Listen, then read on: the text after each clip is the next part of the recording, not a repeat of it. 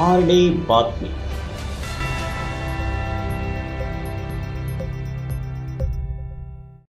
लहान भावानेच सख्या मोठ्या भावाचा खून केल्याची घटना अहमदनगर शहरात घडली आहे.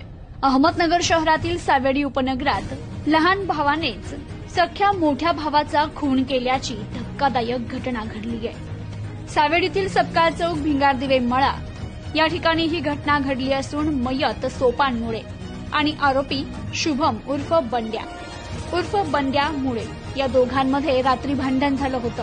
आरोपी शुभम मुळे याने सख्खा भाऊ सोपान मुळे याच्या डोक्यात धारदार शस्त्रानं हल्ला केलाय.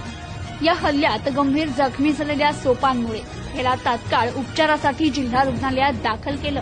मात्र सोपान मुळे याचा उपचारापूर्वीच मृत्यू झाल्याचं डॉक्टरांनी सांगितलं. तर या घटनेनं परिसरात एकच खळबळ उडाली आहे. या प्रकरणी आरोपी शुभम उर्फ बंड्या मुळे याला तोफखाना पोलिसांनी ताब्यात घेतलं असून पुढील तपास सुरू आहे. आरडी बातमी.